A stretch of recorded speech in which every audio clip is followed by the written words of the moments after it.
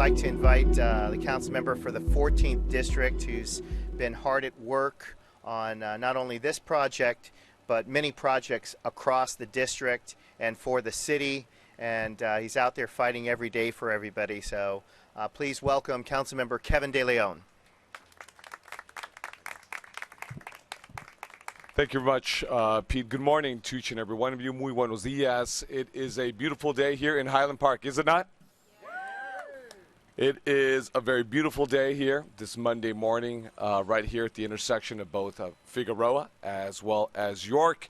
And let me just say very quickly that what was going to be a major gargantuan excavation of creating a brand new tunnel connecting the 710 freeway and devastating communities, displacing our friends and neighbors, and quite frankly, creating much upheaval, is no longer going to take place. I was proud to be in the California State Senate when we nailed that last nail in that coffin to make sure that 710 Extension Freeway does not ever happen again in the city of LA. We know the sordid history of Los Angeles and department planners and transportation at every level of government, how they have broken communities apart and torn neighborhoods apart by building freeways after freeways after freeways. And why we're here today is because we're announcing $5 million. $5 million. $5 million that will help transform our community here in Highland Park as well as Garvanza. $5 million that will help improve our sidewalks. $5 million that will help plant trees for more shade, because God knows we need a lot more shade in the city of LA. $5 million to create more park benches so folks can sit and relax, enjoy, and breathe in the day. $5 million to make our intersections much, much more pedestrian-centric and pedestrian-friendly. God knows how many people we have lost in the city of LA, but especially in this neighborhood right here where we have folks who are traveling at high speeds as if these streets were freeways. And that's why we have an opportunity to pacify and calm down our neighborhoods, to make sure folks go at a much slower pace, to make sure that folks know that we have children, we have teenagers, we have senior citizens, we have mothers who are walking every single day with their babies. This $5 million will be a transformation. And guess what? The $5 million comes from the pot of money that was supposed to build a tunnel right through our neighborhoods. That's what makes it even sweeter today. We're using those $5 million, a nice little jiu-jitsu move, if you will, and investing it to make sure that we can actually create a beautiful neighborhood for all of our residents here in Northeast Los Angeles. We're standing here at the crossroads of Highland Park here on Figueroa as well as York, the east-west and north-south corridor. And I would challenge anyone to find an intersection in the city of LA that has the Highland Park Rec Center right down the street, the Arroyo Seco Library right adjacent, right behind us, the Highland Park Senior Center, as well as right down the street, Burbank Middle School, and right next door, Garvanza Elementary School, and of course, where we're at here today, Veterans Square, just adjacent to us right now. These 5 major public institutions, all within a half-mile radius. Also, it's been an area that's been quite dangerous for so many family residents. Again, poor sidewalks, street lighting that's lacking. We're going to have nice street lighting here so folks feel safe also too. And it creates an ambiance, a neighborhood where you want to belong. And that's why it is so, so critical for each and every one of us.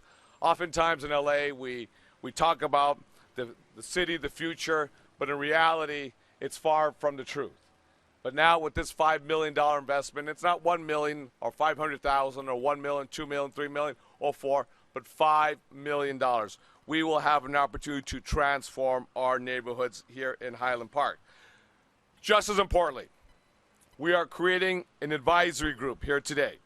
Many folks who are here today present is an advisory group that I am creating to help advise me and what that vision should be.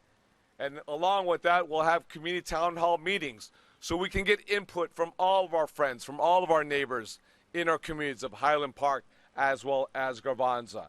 And this advisory group that we've put together will receive that information and will help guide me in the larger vision that we want. Bottom line is this: doesn't make a difference if you live in Sherman Oaks, Encino, South LA, Hancock Park, Westchester, Mar Vista, or right here in Garvanza or Highland Park. All we want as residents, regardless of who you are and where you come from, Latino, Black, Asian American, white, doesn't make a difference. We just want to beautify our neighborhoods. We want to make them safer. We want to make them inviting so we can enjoy Mother Nature, so we can enjoy each other's time as Angelinos. And I also want to just mention and give a shout out to my advisory group who are here today. Let's see, we have Rosa Rivas in the house, Garvanza Improvement Association. We have Jaime Tijerana, Jamie, I should say, Highland Park, Heritage Trust. I read it in Spanish, yeah.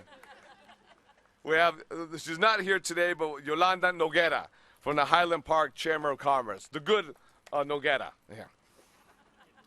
We have David Bloom from the Highland Park Veterans Association. We have Monica Alcaraz with us, Franklin High School Parent Association.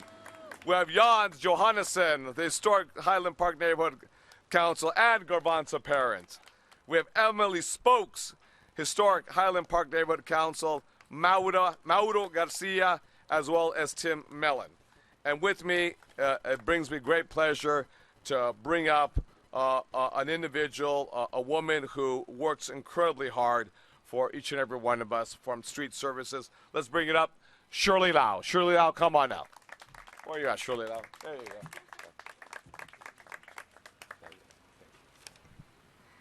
Thank you, Councilmember De León. Good morning. My name is Shirley Lau. I'm the Assistant Director of the Bureau of Street Services.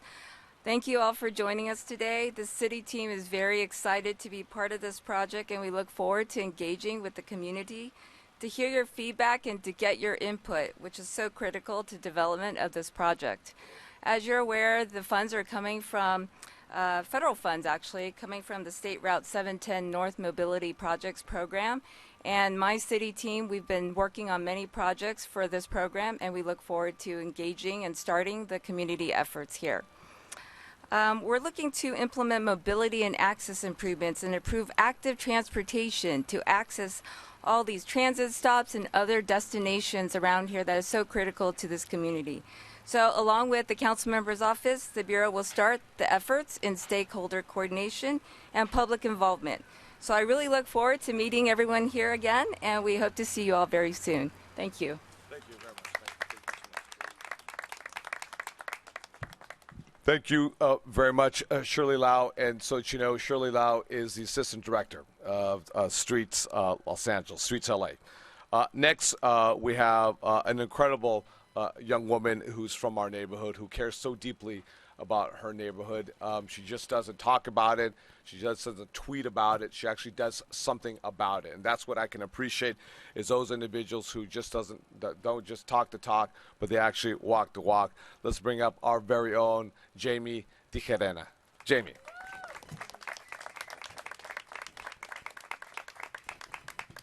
Thank you so much for all being here this morning. This is a really, really exciting moment for our neighborhood. Again, I'm Jamie Tijerana. I'm president of the Highland Park Heritage Trust, and I also am a local scientific researcher at Caltech. I'm here. All the views are my own. I grew up in our neighborhoods within a 10-minute walk of here, even, well, less if you walk really fast. And I've seen a lot of things in these neighborhoods, and I've also seen a lot of the stuff that we see throughout LA. Car accidents right here. This is one of the most dangerous intersections actually in the city, where the odds are high that if you live here, you'll see a minimum of one accident in your lifetime, and that's really being generous about it.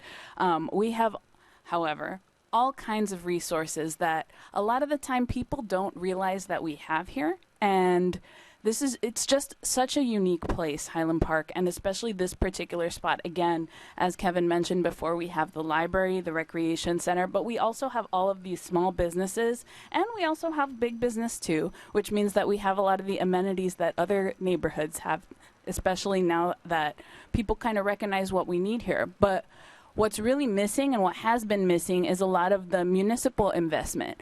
The 710, as long as I've been alive, longer, I think it's been more than 80 years, that was embattled. And it's the moment that we knew that the battle was over was such a momentous thing for all of us, because we know that generations fought against that because we knew what it would do to our communities. Just like what it did to Boyle Heights, where 100% of the freeway projects that were proposed were approved.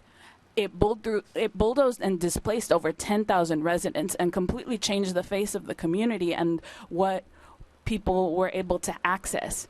And other neighborhoods, they had, in some cases, less than 60% of those projects proposed.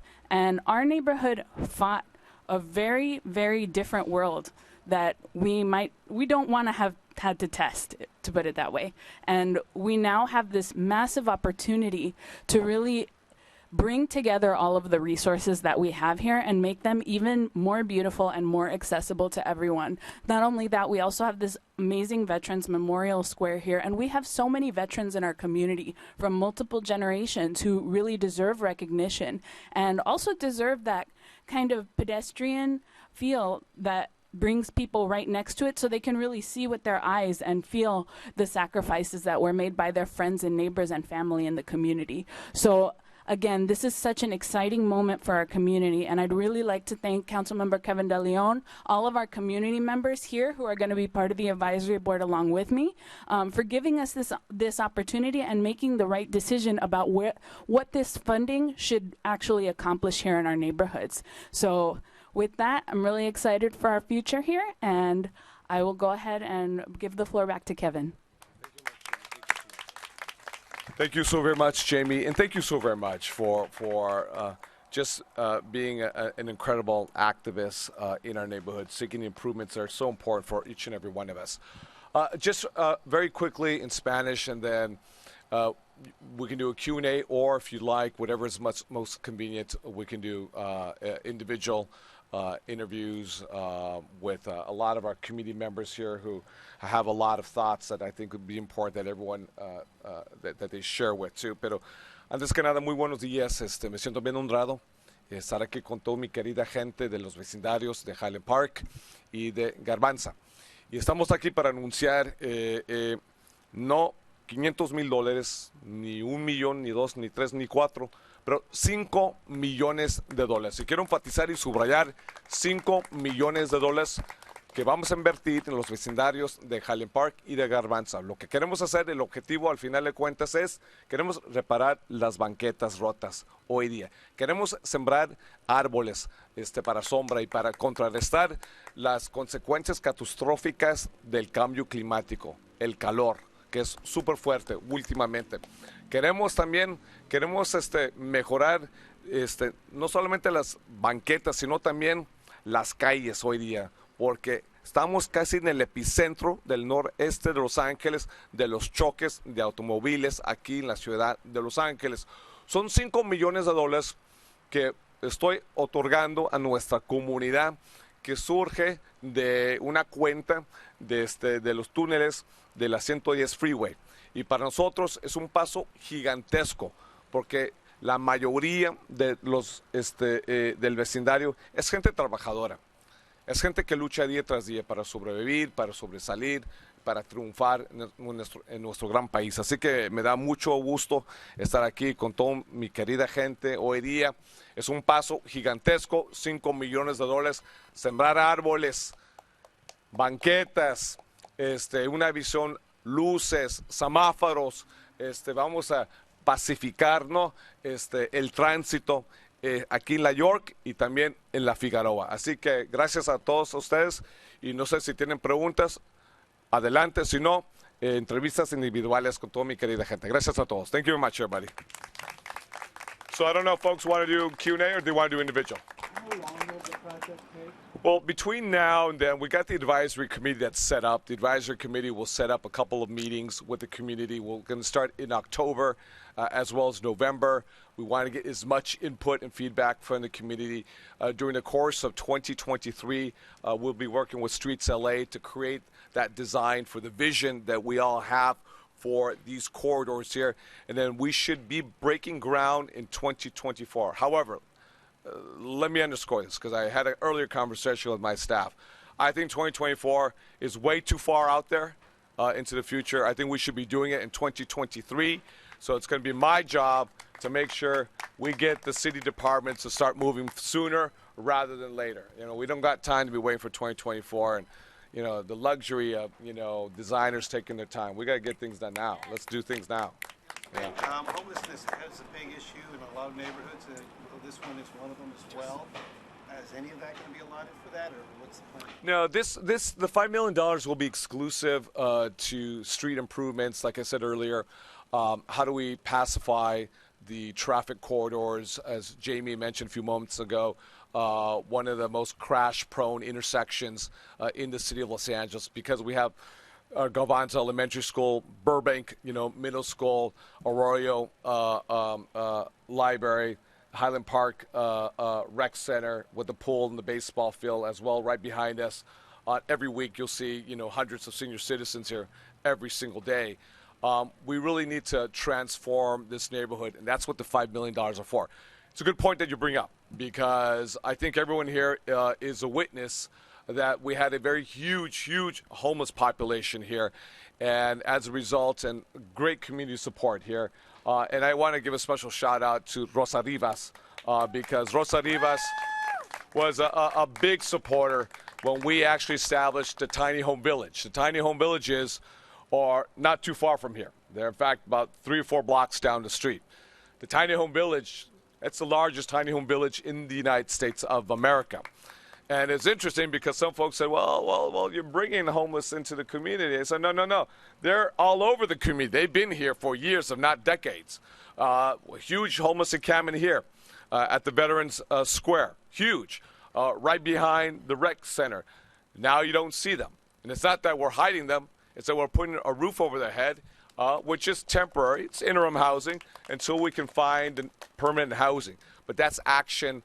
That's community coming together, being really supportive. And I'm really proud because instead of taking a NIMBY approach, in protesting, they actually embraced it, the idea, and we moved forward collectively. So the $5 million is a long answer to get to, to your question.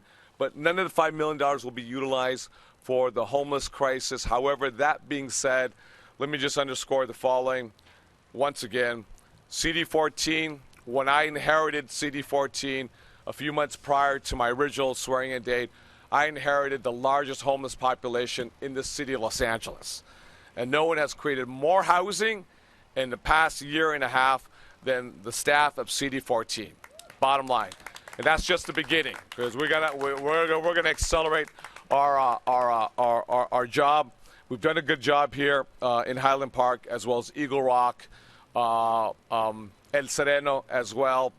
We're gonna break ground. When are we breaking ground on Boyle Heights? Boyle Heights Mission?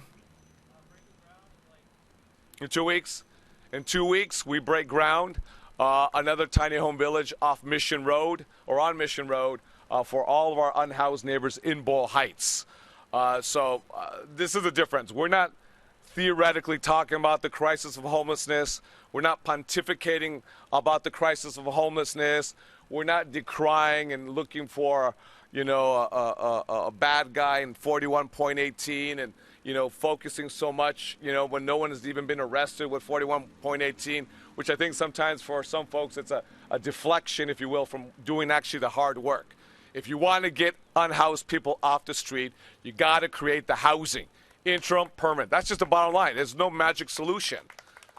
Sometimes folks talk a lot about this issue, but they do nothing about the issue.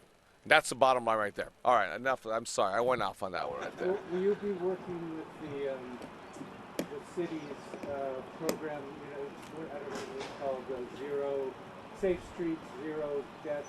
Yes. Yeah, we'll be working with the Department of Transportation. You may have heard me say in City Council that I have been very disappointed with the Department of Transportation because this is a plan that was approved before my time back in 2015.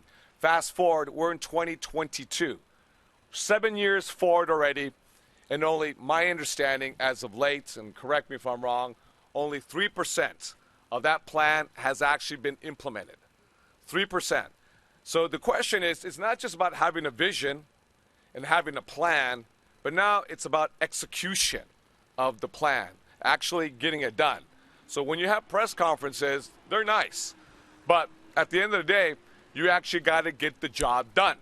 That's the bottom line. So I will be working with them, but I also will be lighting a fire, under, their tushes, if you will, so we can start moving and accelerating. Listen, traffic deaths for pedestrians as well as bicyclists, not quite as high, but is rivaling homicides in the city of LA.